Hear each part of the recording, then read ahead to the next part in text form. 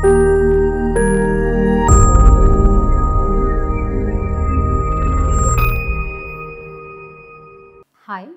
I am Dr. Poojitha Reddy, consultant hematologist and hemato-oncologist and BMT physician at Care Hospitals, Hyderabad. ఈరోజు ITP అంటే ఏందో తెలుసుకుందాము. ITP అనగా ఒక ప్లేట్లెట్కి సంబంధించిన డిజార్డర్. సో ఐటీపీ పేషెంట్స్లో ఏమవుతుంది అంటే ప్లేట్లెట్ కౌంట్స్ తగ్గుతున్నాయి అన్నమాట.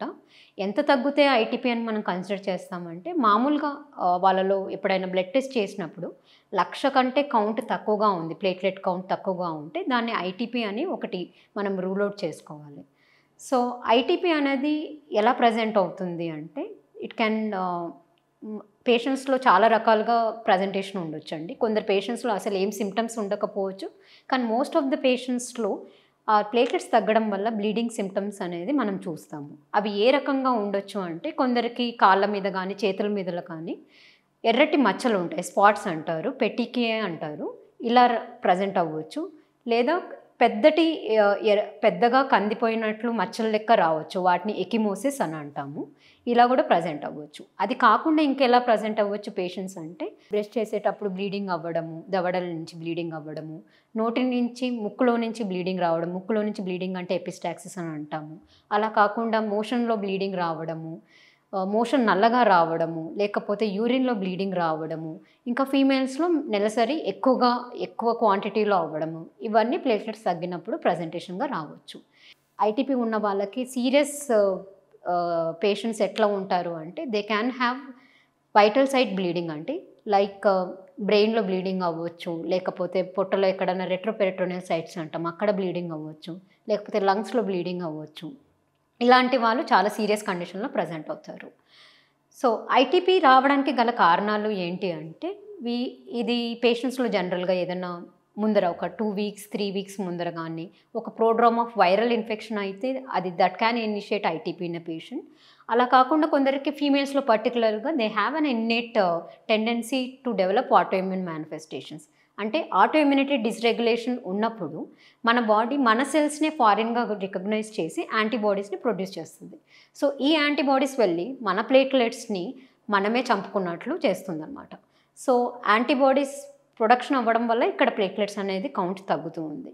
ఇవి కాకుండా ఇంకెప్పుడు ఈ ఐటీపీ అనేది రావచ్చు అంటే ఇంకా అదర్ కాజెస్ లైక్ కొన్ని వైరల్ ఇన్ఫెక్షన్స్. ఇప్పుడు మనం చూసాం చాలామందికి ఫ్లూ వైరస్ ఇన్ఫెక్షన్స్ ఉంటాయి, లేకపోతే కోవిడ్ టైంలో చూసాము, కోవిడ్ వ్యాక్సిన్ తర్వాత కూడా చూసాం చాలామందికి కౌంట్స్ తగ్గినాయి. So this can be part of the ITP presentation also. అలా కాకుండా కొందరికి ఏ కారణము తెలియకపోవచ్చు, అప్పుడు ఇడియోపతిక్ అని అంటాము, లైక్ ఇమ్యూన్ మీడియేటెడ్ థ్రాంబోసైటోపెనియా అంటాము. అంటే ఇమ్యూనిటీ డిస్రెగ్యులేషన్ వల్ల వీళ్ళలో ప్లేట్లెట్ కౌంట్స్ తగ్గుతాయి. సో ఐటీపీ పేషెంట్స్ని మనం ఎలా కన్ఫర్మ్ చేసుకోవచ్చు వీళ్ళకి ఐటీపీ ఉంది అంటే మోస్ట్లీ అదర్ సెకండరీ కాజెస్ని రూల్ అవుట్ చేసుకుంటాము. అలా కాకుండా ఇంకేమన్నా ఆటోఇమ్యూన్ కండిషన్ ఉందా, వైరల్ ఇన్ఫెక్షన్ ఉందా, ఈ వర్కప్ అన్నీ చేసి మేము పేషెంట్ క్లినికల్ ప్రొఫైల్ ఇవన్నీ చూసి ఇంకా పెరిఫెరల్ స్మియర్లో అంటే మనం చేసే సిబిసి కౌంట్లో ఏ అబ్నార్మల్ సెల్స్ లేవు అంటే వాళ్ళని ఐటీపీగా మేము గుర్తిస్తాము. కానీ 60 ఏళ్ళ వయసు పైబడిన వాళ్ళలో లేదా చిన్న పిల్లల్లో ఇలా ప్లేట్లెట్స్ తగ్గినప్పుడు బోన్ మ్యారో టెస్ట్ కూడా చేసి అది ఐటీపీ అని నిర్ధారించిన తర్వాతనే ట్రీట్మెంట్ స్టార్ట్ చేసుకుంటాము. సో ఐటీపీ ట్రీట్మెంట్ ఏమి ఉంటుంది అంటే స్టీరాయిడ్స్ అంటే first line of therapy. Steroids can be various forms like dexamethasone అనే డ్రగ్ ఉండొచ్చు, లేదా మిథైల్ ప్రెడ్నిసోలోన్ అనే ఇంజెక్షన్ ఉండొచ్చు, లేదా ప్రెడ్నిసోలోన్ అనేసి ట్యాబ్లెట్ ఉండొచ్చు. So various forms of steroids are the first line of therapy. And ఐటీపీకి ట్రీట్మెంట్కి mostly 80% of the patient will respond to the first line of the therapy. Second line options ఇప్పుడు చాలా ఉన్నాయండి మార్కెట్లో, లైక్ థ్రాంబోపాయిటిన్ రిసెప్టర్ అగోనిస్టులు అని ఉన్నాయి. అవి కాకుండా వేరే ఇంజెక్షన్స్ కూడా ఉన్నాయి. సో ఐటీపీని గుర్తించి తొందరగా డాక్టర్ని రీచ్ అవుతే we can prevent complications and treat them accordingly. So ITP ఉత్త ప్లేట్లెట్స్ తగ్గున్నాయి కదా అని బయట చాలామంది స్టీరాయిడ్స్ స్టార్ట్ చేస్తారండి. అలా చేస్తే మేబీ అండర్లయింగ్ కొన్నిసార్లు మ్యాలిగ్నెన్సీ కండిషన్స్ ఉండొచ్చు, క్యాన్సర్లు ఉండొచ్చు, వాటిని మనము మాస్క్ చేసినట్లు అవుతుంది. So any time వెన్ఎవర్ A patient is noted to have low platelet count, it is vital to rule out other causes rather than just starting the steroids, so that we will miss this chance of vital chance of diagnosing a cancer. So అన్ని rule out చేసిన తర్వాత patient ఖచ్చితంగా ITP అన్నప్పుడే steroid start చేసుకుంటే we can patient can benefit from our treatment. Thank you.